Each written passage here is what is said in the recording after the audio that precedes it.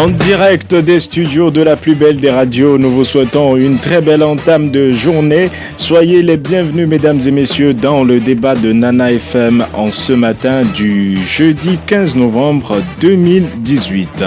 Le MCD de Tchassona Traoré, parti membre de la coalition des 14, se désolidarise de l'appel au boycott des 3 jours de recensement qui devrait débuter ce vendredi.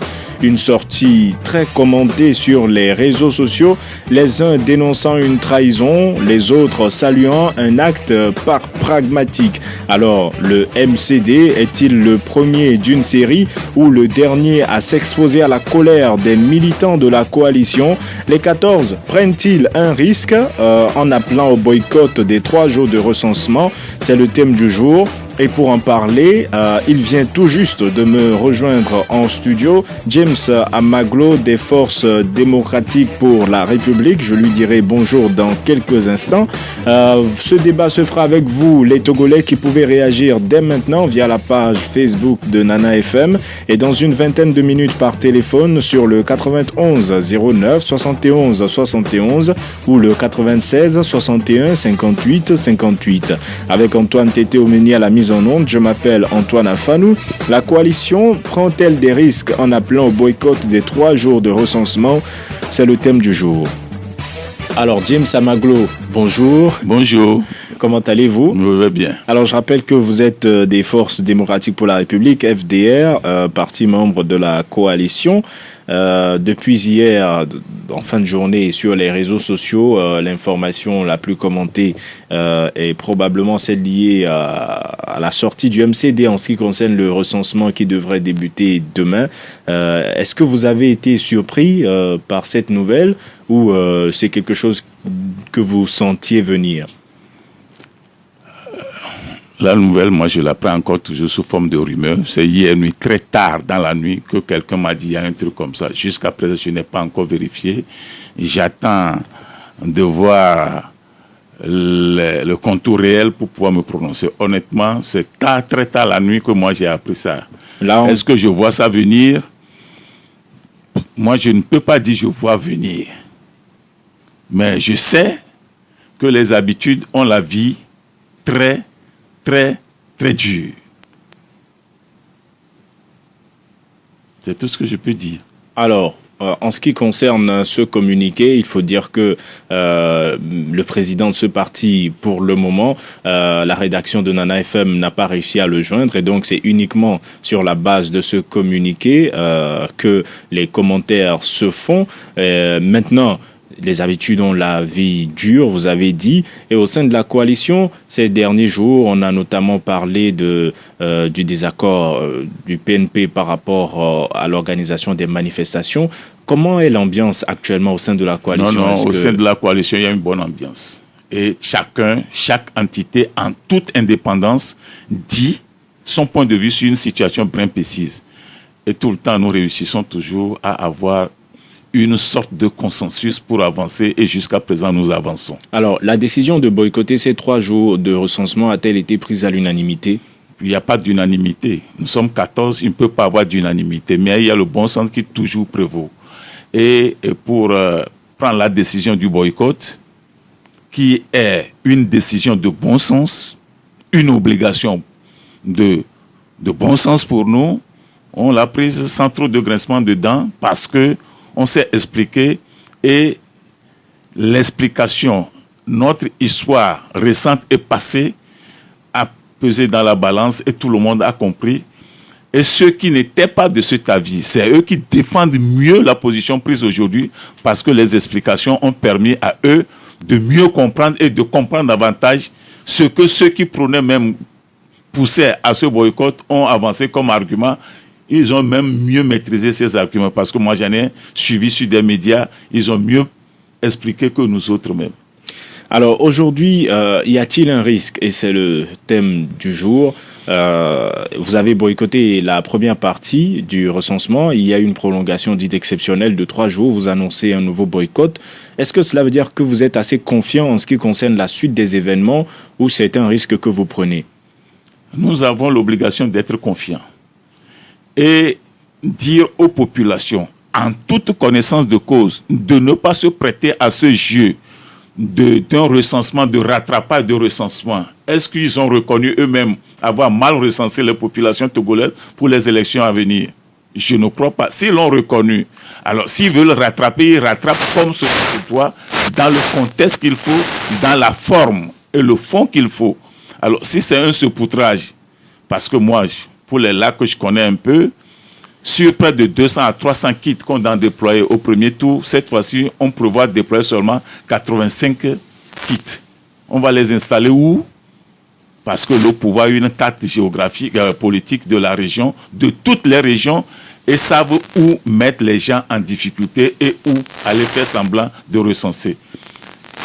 Le mot d'ordre consensuel de boycott que nous avons au niveau de la coalition proposé et accepté est largement partagé par nos populations. Donc il n'y a aucun risque. Ce n'est qu'un comportement cohérent de bon sens.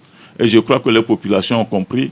Nous ne sommes pas demandeurs d'élections traficotées. Ceux qui veulent aller faire des élections bidons, ils peuvent y aller, mais ne pas salir la mémoire du peuple en l'impliquant dans ce désordre, je dirais. Est-ce que cela veut dire qu'aujourd'hui, vous n'avez pas la capacité d'empêcher éventuellement la tenue de ces élections, parce que plusieurs de vos militants posent cette question?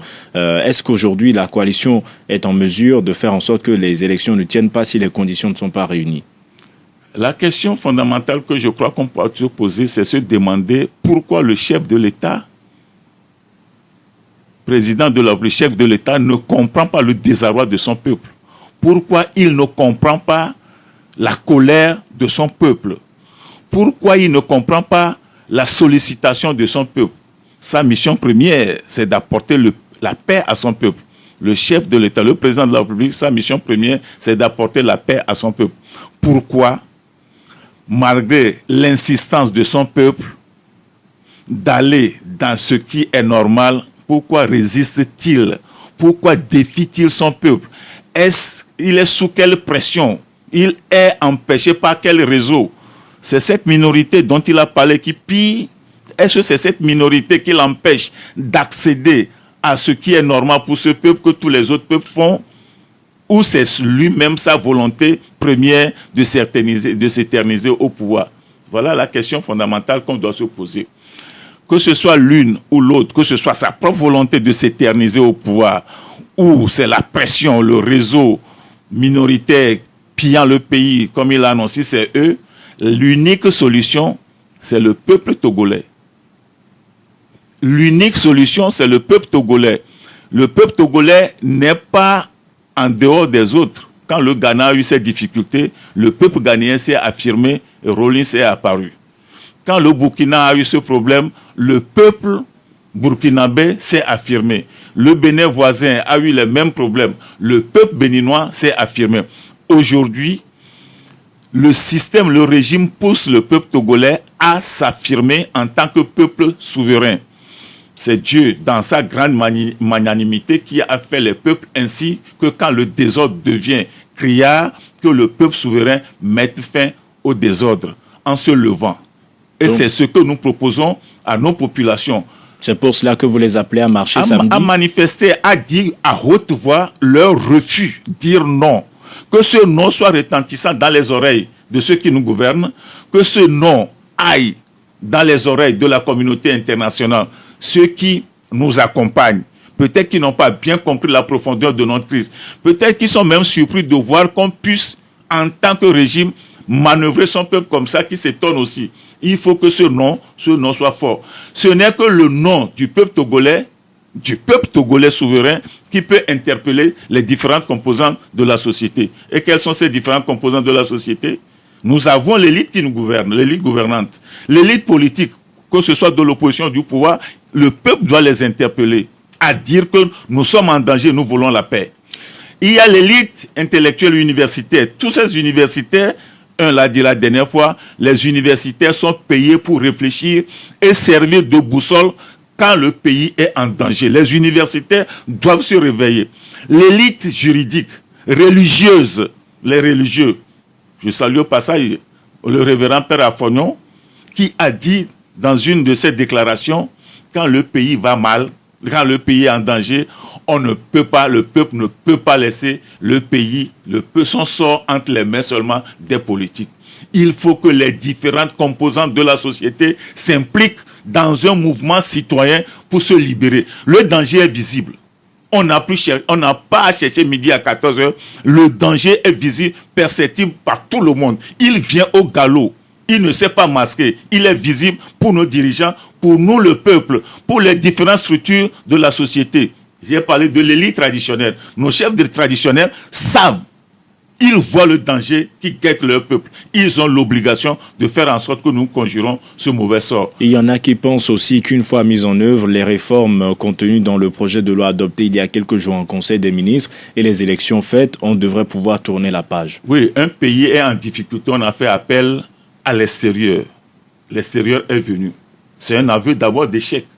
Quand vous gérez un pays, vous avez un chef d'État, un gouvernement, une assemblée, la classe politique, des institutions comme la Cour constitutionnelle et autres, et que ce soit l'extérieur qui viendra vous donner une feuille de route, ça veut dire que c'est un aveu d'échec. Vous devez vous interroger profondément.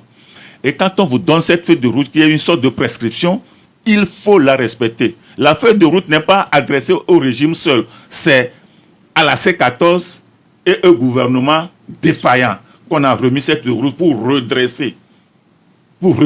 Alors, il ne faut pas qu'ils se réfugient derrière une sorte de légitimité, c'est-à-dire la souveraineté, disant nous sommes souverains, que ce n'est pas Nana Akufo-Addo qui va nous dicter ce qu'il faut faire, ce n'est pas Condé, c'est nous-mêmes, et recommencer le désordre. Mais il est temps de mettre fin au désordre, et c'est le peuple souverain qui est fortement interpellé par le comportement inique de nos dirigeants, et ce peuple doit répondre. S'il ne répond pas, et je sais qu'il doit répondre, parce qu'on l'a suffisamment sensibilisé, la C14, les différents composants de la société, par exemple, l'Espérance pour le Togo, une association, une société civile, où beaucoup de différents éléments de la société civile se sont mis ensemble pour qu'on sensibilise toutes les composantes de la société pour qu'on mette fin.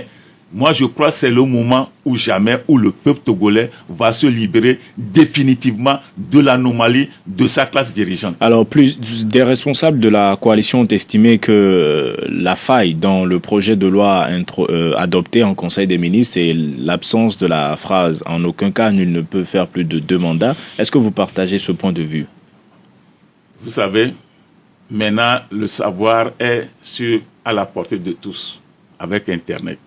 Vous prenez le Burkina, vous prenez le Ghana, vous prenez le Niger, vous prenez la France, vous prenez tous les pays du monde, le mot en aucun cas là, ce n'est pas nous qui l'avons inventé, il existe. Pas tous les pays, probablement. Dis-moi le pays qui n'a pas le mot en aucun cas. La Russie, Russie par exemple. Oui, la Russie, même Poutine, qu'on qualifie de dictateur, a compris qu'il a fait 2 mandats successifs, il s'est éclipsé, il a fait un jeu avec...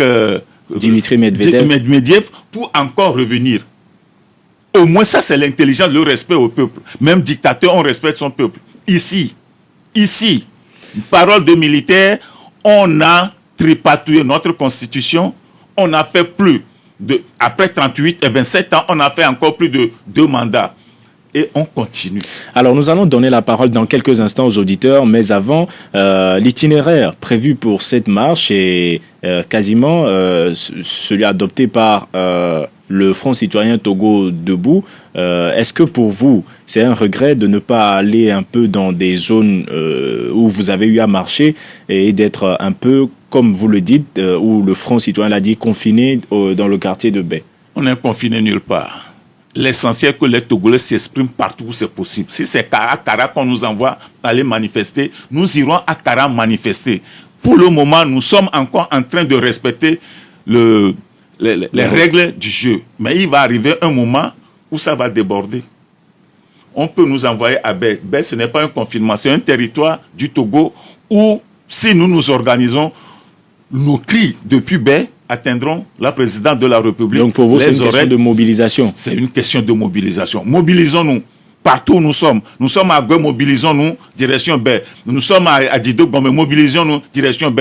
Même si on est fatigué en cours de route, le monde entier aura su que les gens ont quitté Zanguera à Dido en allant vers B, mais ils étaient fatigués en route. On les aura vus. Mobilisons-nous partout où nous serons. Nous allons maintenant voir ce que les auditeurs en pensent. Le 91 09 71 71 ou le 96 61 58 58. À votre avis, la coalition prend-elle des risques en appelant au boycott des 3 jours de recensement?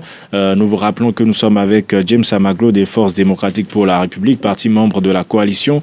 Vos réactions sont également attendues sur la page Facebook de Nana FM. Nous avons un premier auditeur en ligne. Allô? Allô, bonjour. Bonjour, on vous appelle comment? Et c'est M. Kodjo Tokwan Peter. Allez-y, nous vous écoutons. Et pour la question, je dirais oui ou non. Oui, dans ce sens où la coalition n'arrivait pas à bloquer l'élection du 20 décembre. Je m'explique. Les chefs d'État vont se réunir le 22. Si le pouvoir arrivait à organiser l'élection pour le 20, c'est pipé. Dans ce sens que, pour le présidentiel de 2020, comment est-ce qu'on va composer la CENI? Tout ce que la CEDEAO et la CEDEAO fait, il dit conformément à la loi. On dit 5 représentants pour l'opposition parlementaire. Maintenant, qui vont siéger dans l'opposition parlementaire? Ce serait peut-être le NET, l'UFC et tout. Donc, quand on pose la question à nos leaders de C14, est-ce qu'ils vont laisser ou bien ils vont bloquer l'élection du 20? Moi, je voudrais qu'ils soient clairs. Donc, il faut qu'ils bloquent. Mais s'ils laissent faire, c'est pipé. Bien. Il vous répond dans quelques instants. Merci M. Kodjo d'avoir participé au débat. Passez une bonne journée. Le 91 09 71 71 ou le 96 61 58 58. Un autre auditeur en ligne. Allô? Allô? Bonjour. Bonjour. On vous appelle comment? On m'appelle Abdou. Abdou, vous nous appelez d'où? J'appelle de CB. CB. Allez-y, nous vous écoutons. Bon. Je remercie l'intervenant et surtout vous-même. Merci. Et puis votre invité. Allez-y. Moi, je dirais le gouvernement togolais et le RPT uni ne veulent pas respecter la feuille de route. Est-ce que vous pensez qu'en boycottant ces 3 jours de recensement, la coalition prend un risque? Bien sûr. Le problème, c'est que le RPT uni même qui a demandé l'arrivée de la CEDEAO. Et pourquoi ils ne veulent pas respecter la feuille de route proposée par la CEDEAO? Vous ne voyez pas que c'est aberrant? Alors, Abdou, oui. Si on vous comprend bien, vous pensez que la coalition prend un risque parce que le parti au pouvoir ne veut pas respecter les recommandations? Non. Au fait, ils peuvent ne pas respecter. Mais le problème, c'est qu'en 2015, vous vous rappelez bien que lorsqu'ils ont tout fait pour faire les élections en 2015, vous voyez là où nous sommes aujourd'hui? C'est parce que le RPT uni n'a pas compris que le peuple ne veut plus de ce qu'ils sont en train de faire. Merci. Merci Abdou d'avoir participé à ce débat. Passez une bonne journée à Segbe. Nathanaël Sodiago sur la page Facebook de Nana FM écrit contre 2 mots. Il faut choisir le moindre. Vouloir prendre part à ce recensement tel que nous le remarquons est pire qu'un simple boycott. Il n'est pas trop tard pour bien faire. Le peuple debout ne lâchera rien. Un autre auditeur en ligne. Allô? Allô, bonjour. Bonjour madame, ici, comment allez-vous? Ça va. Allez-y, nous vous écoutons de Tocoin. Est-ce que pour vous, la coalition prend un risque ou pas?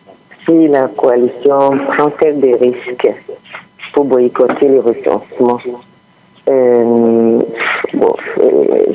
La coalition, je suis même mélangée. Le RPT organise tout seul, tout dans ce pays depuis longtemps. Mais vous n'avez pas répondu à la question, Madame Messi. Il appelle l'opposition à l'accompagner, c'est tout. Oui, mais Madame Messi, sur ces 3 jours précisément, est-ce que vous pensez que la coalition a la bonne stratégie? Oui, mais le RPT nous prend tous pour des cons. Et puis vous avez parlé de NCD qui aurait appelé au recensement. Le NCD, là, nous Alors, dit... Madame Messi, oui. Je constate que vous ne voulez pas répondre à la question, contrairement à vos habitudes. Redemandez-moi la question. C'est-à-dire, pour vous, est-ce que la coalition fait bien de boycotter ces 3 jours ou pas? Est-ce qu'il y a un risque? Que la coalition participe au recensement ou pas, c'est pareil. Hein. Pour vous, ça ne change pas grand-chose. C'est pareil. C'est la même chose parce que le RPT a déjà tout goupillé. Hein. Je te dis tout le temps que même Mahaman du RFI le dit tous les matins. Mahaman le Gondouanais là, il parle du Togo tous les matins que c'est 2 mandats de 99 ans. C'est le président fondateur qui organise seul, qui proclame. Je vais vous demander 2 questions à allez-y rapidement. FDR. À monsieur Amaglo. C'est monsieur Amaglo, oui. Pourquoi vous nous aviez jamais donné les résultats de toutes les élections jusqu'en 2015 dans ce pays? Et puis, lorsque... Les FDR ont été créés après 2015. Il était dans la rue depuis 2010 là, pour réclamer le vote de son élection. Pourquoi vous l'aviez jamais aidé dans la rue? Bien, merci. Merci. Afin qu'on en finisse. Merci Madame Messi d'avoir participé au débat. Monsieur Amaglo vous répond dans quelques instants, mais on précise que le parti FDR est venu bien après les échéances que vous avez évoquées. Nous allons prendre encore un auditeur en ligne et donner la parole à Monsieur Amaglo. Allô? Auditeur en ligne, allô? Allô? Allô, bonjour. Bonjour, on vous appelle comment? Ouais, c'est Monsieur Douti. Monsieur Douti, vous nous appelez d'où? Allez-y, nous vous écoutons. Ouais, la France n'a fait aucun risque. Il ne prend aucun risque. Parce qu'elle peut être unie à tout planifier. Ils n'ont rien à dire. Ils parlent au nom du peuple, mais ils ne font pas ce que le peuple dit. Ils ne pointent jamais ce que... Ils ne croient même pas sur le peuple. Le peuple n'est rien, la population n'est rien, et c'est l'armée qui le préoccupe. C'est pas ça le problème. Merci. Donc, la population ne prend aucun risque. Hein. Merci Monsieur Douti. Rien ne peut aboutir quand il ne veut pas. Donc, au revoir. Merci. Passez une bonne journée à Djidjolé. Monsieur Kossi Thomas Eddy sur la page Facebook de Nana FM dit également que la coalition ne prend aucun risque. Une élection qu'il nomme élection faite accomplie est digne d'être boycottée.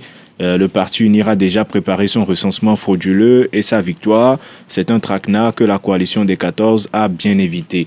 Alors, au regard de ces interventions, il y a Madame Messi qui pense que c'est pareil, que vous y participiez ou pas, le résultat sera le même. Est-ce que vous pensez la même chose? Oui, je crois que l'unanimité est faite par les intervenants pour dire qu'on n'a pris aucun risque.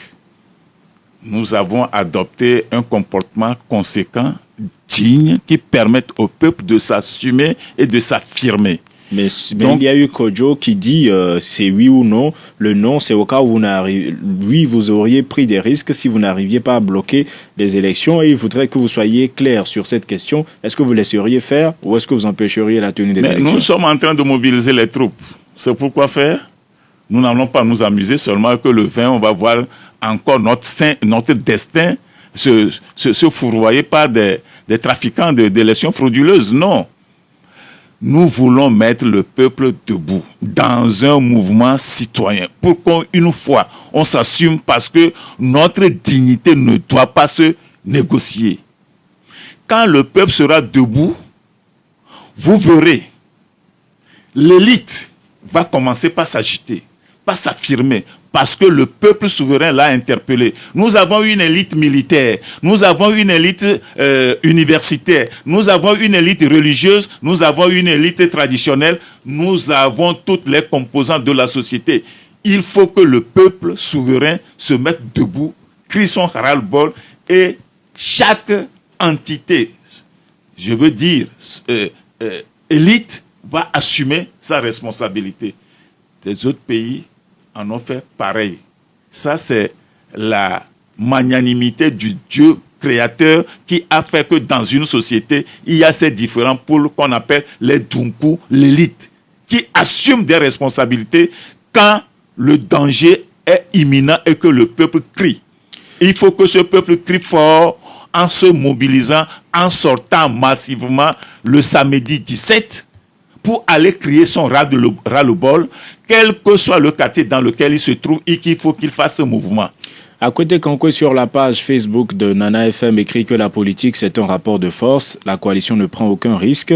Depuis les lendemains des élections présidentielles de 2015, le pouvoir avait promis de faire les réformes quand John Mahama, l'ex-président ghanéen, et Alassane Ouattara étaient venus.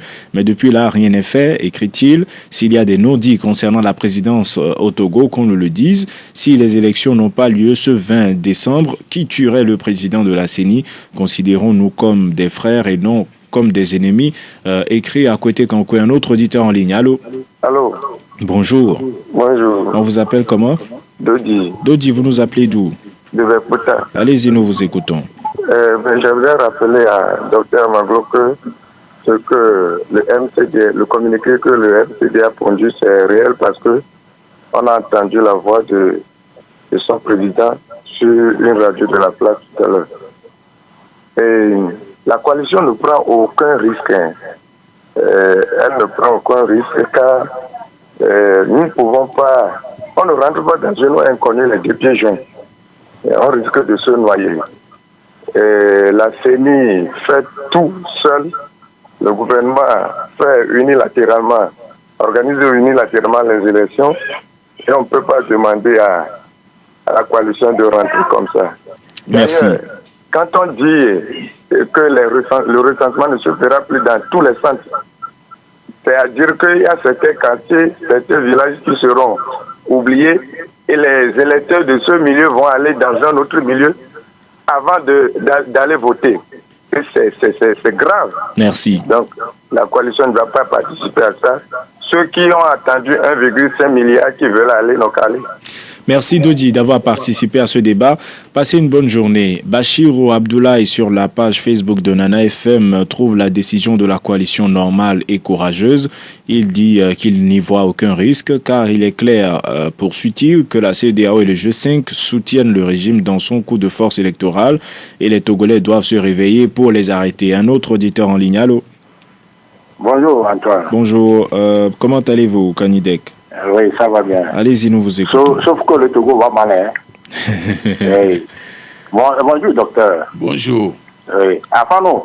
Kanidek, allez-y. Moi, je vois que celui qui est en train de courir un risque dans tout ça, là, c'est le pouvoir, hein. Parce que le pouvoir suit finalement que ce qu'il est en train de faire, c'est de la bouladelle. Comment les 3 jours de recensement là vont se faire? Le docteur vient de dire ça, non? Ils vont déployer combien de kits? Ils vont déployer combien de kits? Moi, j'aimerais dire quelque chose au docteur. Docteur, s'il vous plaît, il regarde à la réaction du G5. Bon, vous ne voyez pas avec moi que en réalité, ceux qui ont la destinée de ce pouvoir n'ont aucun pouvoir sur ce pays. Ils ne sont rien que des exécutants de la communauté internationale. Bien, merci. Et cela, sincèrement, doit vous faire réfléchir au C14. Merci Kanidek. James Samaglo vous répond dans quelques instants. Guillaume écrit sur la page Facebook de Nana FM que c'est plutôt le gouvernement qui prend le risque de faire cavalier seul et de faire un recensement à sa manière. Nous allons prendre le dernier auditeur en ligne. Allô? Le 91 09 71 71. Allô? Allô? Bonjour. Bonjour, monsieur Fanon. On vous appelle comment? Monsieur Seydou. Seydou, vous nous appelez de... Je vous appelle la coalition. Allez-y, nous vous écoutons. La coalition ne prend aucun risque de boycotter le recensement. C'est quelque chose qui a été préparé déjà. Que la coalition aille ou pas, il va avoir 75 députés à l'Assemblée et partager le reste de la qui veut. Donc, si nous allons à cet recensement jusqu'aux élections, c'est le genre de la coalition qui serait disparu parce que nous, le peuple, nous allons les attaquer. Parce qu'ils savent que tout est déjà conclu et ils vont. Donc, il ne faut pas qu'ils vont dans certaines choses-là. Mais vous savez que la coalition prenne le pacifisme. Vous n'allez pas vous en prendre à eux. Non, si quelqu'un me dirige et me dit quelque chose, demain il fait autre chose, je m'en prends à lui. Ça fait un. Bien. De deux. Heureusement. Maintenant, la CEDEAO, que la CEDEAO nous laisse tranquille. Alpha Condé nous a dit qu'ils ne sont pas une CEDEAO de chef d'État. Mais aujourd'hui, nous prouvons que c'est une CEDEAO de chef d'État. Bien, merci Seydou d'avoir participé à ce débat. Passez une bonne journée. J'avais dit que vous étiez le dernier, mais nous avons encore le temps d'en prendre un. Le temps que M. Amaglo ne réagisse à ces interventions. Alors, nous avons M. Dodi de Bekpota qui pense que vous ne prenez aucun risque. Kani Dek vous demande si vous n'avez pas l'impression que les dirigeants sont des exécutants de la communauté internationale. Il dit que cela devrait vous faire réfléchir. Qu'est-ce que vous lui répondez? Je voudrais d'abord me réjouir que tous les intervenants sont unanimes à dire que nous n'avons pris aucun risque. C'est la première fois, vous pouvez convenir avec moi, que nous prenons une décision et que tout le monde est d'accord avec. La deuxième chose, la communauté internationale. Oui, notre pays a près de 1200 de ses vaillants fils au front, sur les différents fronts de zones de déstabilisation créées par les forces du mal de la planète. Les différents fronts, on a nos éléments, nos militaires sont sur ces fronts. À partir de ça, ils peuvent dire, si ça change au Togo, que deviennent ces bras valides-là que nous utilisons pour nos sales besognes sur les fronts comme au Mali, au Soudan, dans toutes ces régions-là. Mais le Togo, quel que soit ce qu'il demain, il assumera sa responsabilité dans la communauté internationale. Ça, c'est à la communauté internationale que je le dis. Vous parliez des missions de maintien de la paix. Le maintien de la paix, c'est les forces du mal qui ont déstabilisé ces régions et on vient trouver des éléments chez nous. Nos éléments qui sont bien formés, ça il faut le reconnaître, ils vont faire les preuves là. Demain, si ça change, le Togo continuera à assumer pleinement ses responsabilités. Peut-être que c'est les conditions qui vont changer. Alors, maintenant, quand vous êtes en difficulté, vous pouvez avoir des compatissants qui viendront vous aider. D'autres se réjouiront et se moqueront. C'est ça aussi dans la communauté internationale. Mais l'essentiel pour ce que la CEDEAO fait, en privé, il s'étonne que nous ayons cette marchande de voix des gens comme ça qui nous dirigent. En privé, ils le disent. Sauf que ce n'est pas public. Mais ça ne peut pas être public. Ils sont étonnés. Notre pays, il y a des experts qui viennent, qui voient que notre pays est devenu une politique et ils se transforment tous en vautours. Des gens qu'on amène comme des experts. Et ils prennent leur part parce que c'est le pays en décomposition. Mais après tout, ils sont payés pour une mission. Oui, mais quand ils viennent, ils croient que c'est du travail. Ils savent qu'il y a la ressource humaine ici. Et après, les autorités leur donnent l'impression que c'est un gâteau. Et ils ont un cahier de charge, ça veut dire qu'ils... Mais eux tous qui sont venus, vous les avez vus rendre compte à quelqu'un? Ils sont venus découvrir une pourriture, ils se sont transformés en vautours et ils ont pris leur part. C'est ça la situation de notre pays. Alors, sinon, qui va aller dire, je vais auditer un fichier qui n'est pas encore constitué? Qui peut accepter qu'on convoque un corps électoral dont le corps électoral n'est pas encore constitué? Pourquoi le gouvernement se met à la place de la CENI pour programmer et parler à sa place? Pourquoi? C'est ça une CENI indépendante? Mais cette fois-ci, le peuple togolais doit se déterminer et dire non. Un non audible. Et c'est ça que la communauté internationale également attend. On nous l'a dit à plusieurs reprises. Assumez vos responsabilités, nous allons vous accompagner. Seydou vous a menacé, hein, c'est littéralement ça.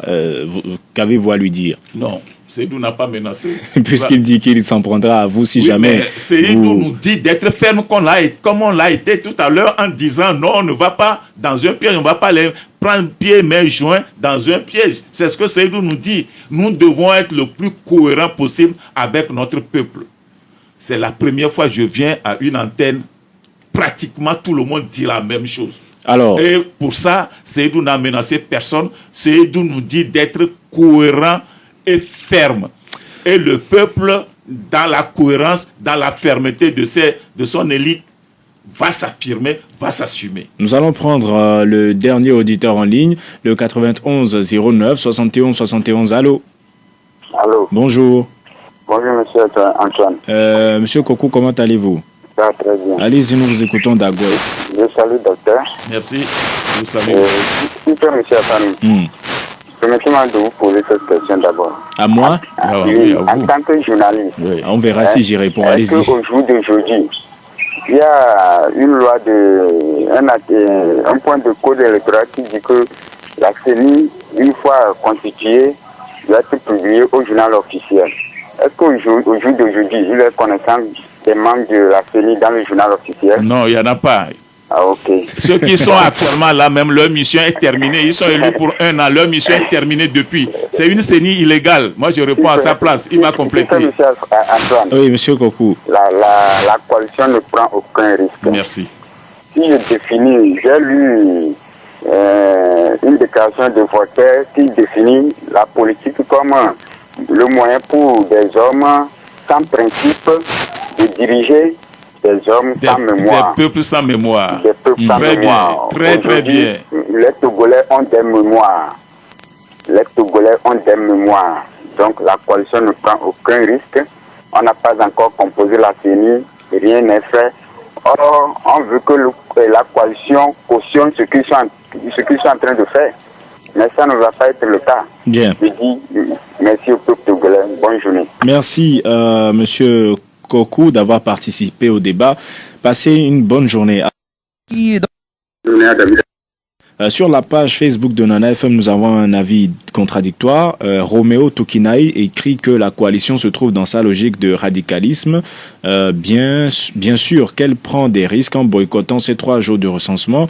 Maintenant, c'est le temps qui nous dira si cela en valait la peine. Sinon, c'est toujours la plupart des Togolais qui espèrent une alternance qui devrait être, selon lui, l'issue principale de sortie de crise qui n'a que trop duré. Qu'est-ce que vous en pensez? Laissons-le à son avis. Donc, laissons-le à son avis, qui n'a... Je serais à sa place que... je rumine ça, parce que c'est ceux-là qui, peut-être, dans la minorité, je ne sais pas où bien... Mais vous n'avez pas dit de ceux qui partageaient votre point de vue qu'ils étaient dans la majorité. Mais ça, c'est logique. Moi, j'ai demandé tout à l'heure si c'est le chef de l'État lui-même qui cherche à s'éterniser en faisant souffrir son peuple ou c'est cette minorité. Alors, quand des gens comme ça parlent de ce genre, de cette manière, alors que le chef de l'État lui-même, en 2012, je crois, si j'ai bonne mémoire, en Allemagne, sur Deutsche Welle, a dit il est temps qu'on limite le mandat à 2, maximum 3.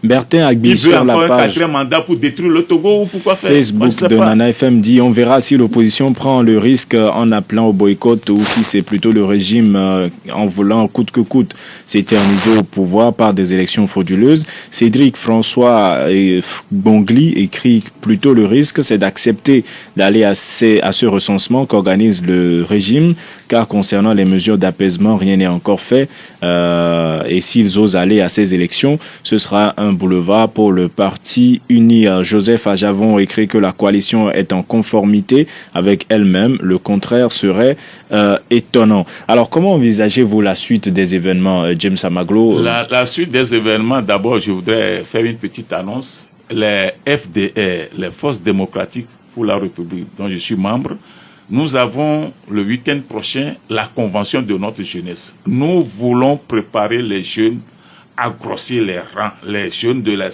des FDR, à grossir les rangs de la coalition des 14 pour la suite du combat.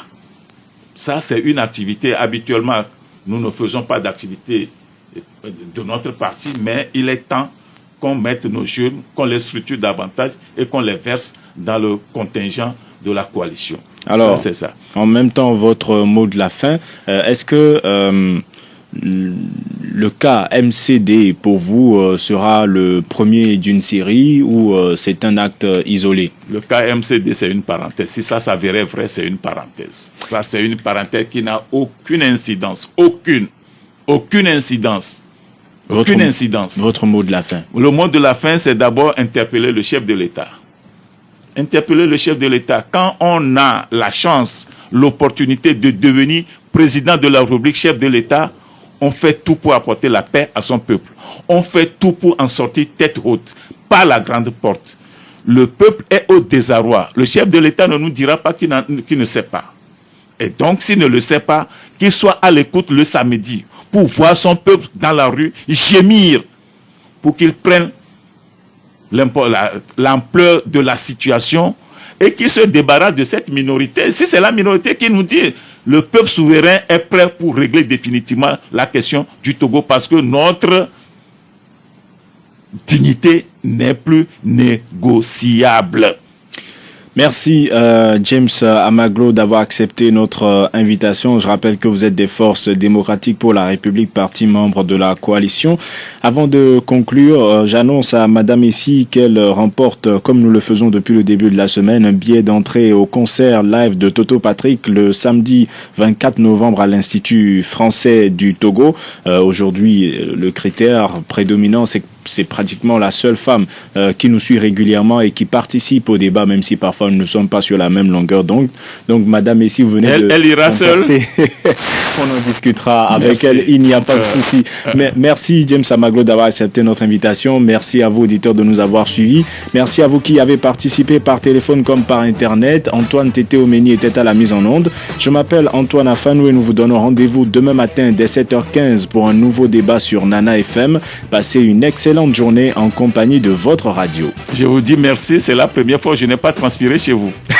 Ça fait parce plaisir. que non, c'est pas parce que c'est climatisé, mais nous sommes sur la même longueur d'onde. Donc le samedi, il y aura du monde dans les rues pour dire au régime que nous en avons marre. Merci, bonne journée.